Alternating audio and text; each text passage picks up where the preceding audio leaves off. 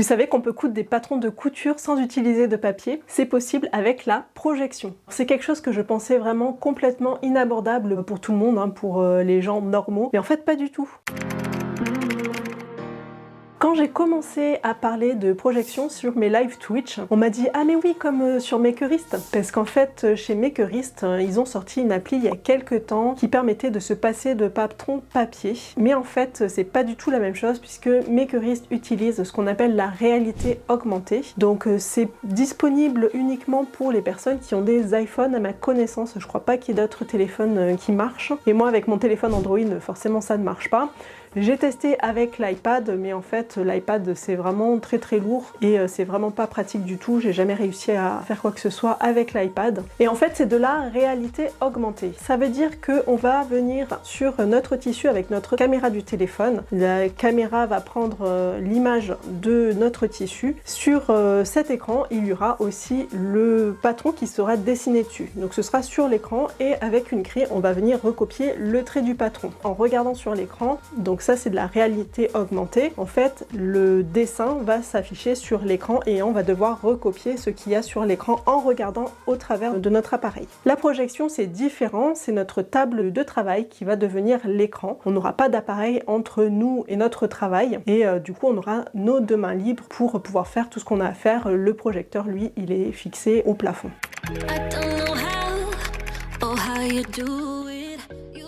Donc pour pouvoir projeter, il va bien sûr nous falloir un projecteur. Il existe plusieurs catégories de projecteurs et donc plusieurs catégories de prix. Dans mes vidéos, je te parlerai uniquement de la catégorie de projecteurs que je connais bien puisque c'est ce que j'utilise, c'est les mini projecteurs. C'est aussi la catégorie qui est la plus abordable, le projecteur est aux alentours de 100 €.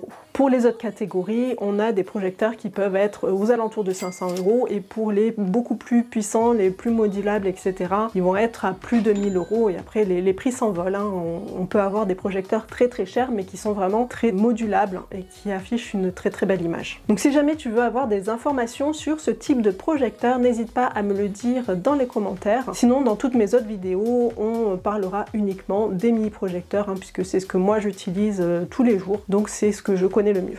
Si ton environnement, ton utilisation va parler de tout ça est similaire à la mienne, alors dans ce cas-là, tu peux prendre exactement le même projecteur que moi. Tout marchera normalement très bien. Pour régler, calibrer ton projecteur et découper ton tissu, il te faudra un tapis de coupe de format au minimum A1. Si ton tapis de coupe est trop petit, ça va être un petit peu compliqué de découper tes pièces dessus, ça va être assez pénible de travailler avec ça. Tu pourras toujours calibrer ton projecteur, mais vraiment le travail de découpe va être un petit peu plus pénible. Donc je conseille vraiment la taille minimum A1. C'est vraiment le format parfait puisque c'est exactement la taille de ma projection.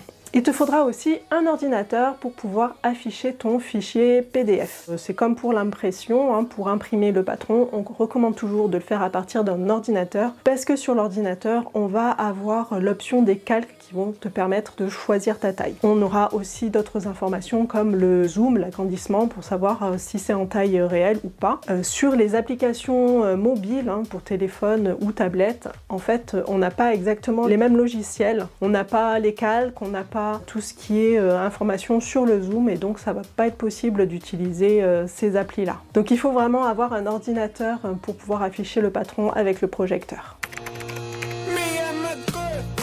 Donc pour installer tout ça, on va avoir besoin de petites choses. Je te mets la liste dans la description sous la vidéo, donc n'hésite pas à aller voir tout ça de plus près si tu as envie. Donc l'idée générale, c'est qu'on va avoir le projecteur qui est fixé au plafond. Il va projeter vers le sol sur une table sur laquelle on aura mis notre tapis de coupe. Et sur ce tapis de coupe, je découperai toutes mes pièces avec mon cutter circulaire. On peut bien sûr utiliser des ciseaux, mais c'est un petit peu plus délicat puisque ça demande de bouger le tissu, mais on peut quand même. Mon plafond est à 2,50 m du sol, donc c'est quelque chose qui est important, c'est pour ça que je le précise. Si ton plafond est plus bas, alors ton image sur la table sera plus petite et ce ne sera vraiment pas pratique. Il faut vraiment, pour pouvoir bien travailler, avoir au minimum une image qui est la taille A1. Donc moi, avec ma table en dessous de mon projecteur, j'ai une distance d'à peu près 1,50 m entre la lentille du projecteur et mon tapis de coupe, et donc ça me donne une image au format A1. Si ton plafond est plus bas, ton image sera plus plus petite. Alors une solution ce serait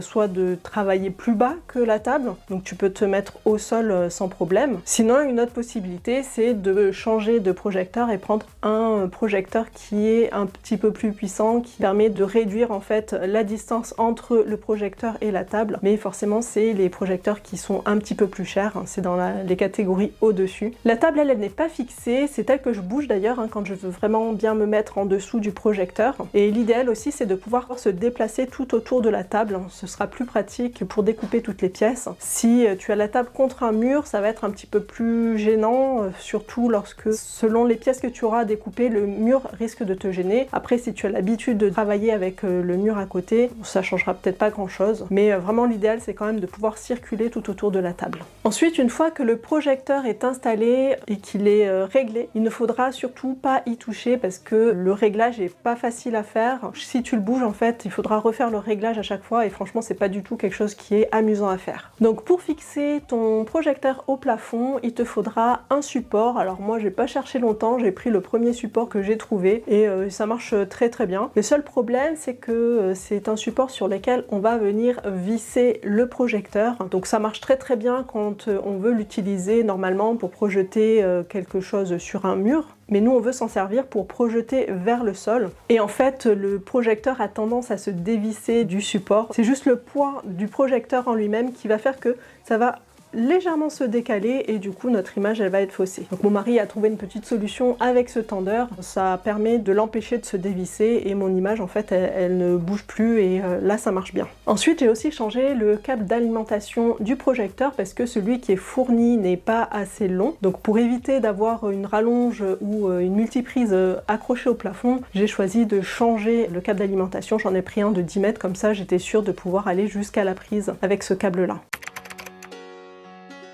Donc une fois que le projecteur est installé, il faut le connecter à l'ordinateur. Alors il y a deux possibilités ici, soit on va utiliser des câbles, soit on utilise du sans fil. Donc si tu veux utiliser un câble, il te faudra donc un long câble. Là aussi il faut que tu calcules le nombre de mètres qu'il te faut de rallonge pour aller de ton projecteur jusqu'à ton ordinateur. Et en fait tu pourras laisser en suspens ton câble derrière ton ordinateur avec le petit cache dessus quand tu l'utilises pas. Et le moment où tu as envie d'utiliser ton projecteur, tu changes de prise au niveau de ton ordinateur derrière. Tu enlèves le câble de ton écran et tu mets le câble de ton projecteur. Donc ça c'est la manière la plus simple, mais tu auras quand même un câble à installer au plafond, comme pour le câble d'alimentation. Après il existe des caches qui permettent de rendre tout ça très discret, donc ça passe vraiment très très bien. Il existe aussi des switches pour passer d'un écran à l'autre, donc il te suffit de brancher tous tes appareils, donc ton projecteur, ton écran et ton ordinateur, et en fait avec un bouton tu choisis sur quel écran tu veux afficher ton ordinateur, donc soit sur ton écran normal, soit sur le projecteur. Donc ça peut être vraiment une solution puisque de débrancher et brancher le câble sans arrêt, en fait ça les abîme un petit peu. Une autre possibilité, si ton ordinateur a le Wi-Fi, c'est d'utiliser un adaptateur d'affichage sans fil. Donc c'est ce type de petite clé qu'on va venir brancher sur le projecteur et ensuite avec le Wi-Fi on pourra se connecter et afficher l'ordinateur sur le projecteur.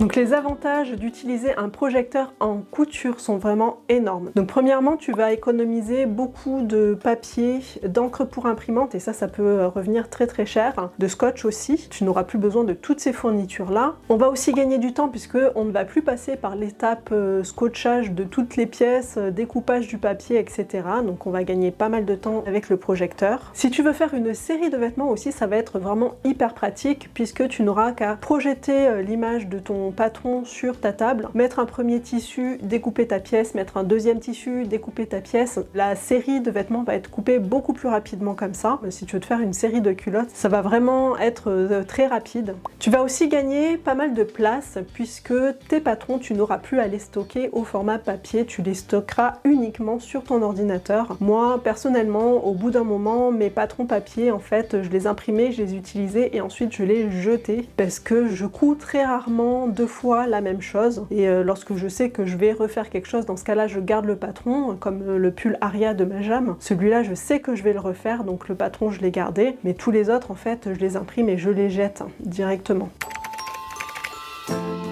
Par contre, il y a aussi des côtés qui seront peut-être des gros inconvénients pour toi et qui vont faire que finalement la projection, ce n'est pas du tout fait pour toi, qu'il vaudra mieux que tu continues avec les patrons papier. Alors j'ai fait une liste qui n'est pas forcément exhaustive, mais si jamais tu penses à d'autres choses, n'hésite pas à les mettre dans les commentaires sous la vidéo. Je les épinglerai pour que les autres personnes, les personnes qui vont venir lire les commentaires puissent voir tous ces points supplémentaires. Donc la projection de patron, ce n'est pas fait pour tout le monde. Si tu ne peux pas ou ne veux pas avoir un projecteur fixé au plafond en permanence, je te déconseille d'utiliser la projection pour faire de la couture parce que les réglages sont vraiment pas amusants à faire. Si tu n'as pas le temps ni l'envie d'apprendre de nouvelles techniques sur l'ordinateur pour adapter le patron à ta morphologie, c'est pareil, je te conseille de rester au patron papier, tu iras beaucoup plus vite et ce sera beaucoup moins embêtant pour toi de tout scotcher, découper, etc., de continuer à faire ce que tu fais depuis toujours. Mais par contre, si tu es vraiment motivé d'apprendre de nouvelles choses, si tu as la possibilité d'avoir un projecteur fixé au plafond en permanence, alors c'est pas obligé d'avoir un coin couture, tu peux l'avoir très bien au-dessus de ta salle à manger. Après, au final, c'est assez discret, hein. Moi, j'ai mon projecteur qui est blanc sur mon plafond qui est blanc. Franchement, ça passe. On s'habitue très vite à ce qu'il soit là et au bout d'un moment, on ne le voit plus. Bon, j'avoue, moi, je suis dans mon atelier, donc c'est facile pour moi de dire ça, mais franchement, ça passe. C'est pas un très très gros appareil et voilà.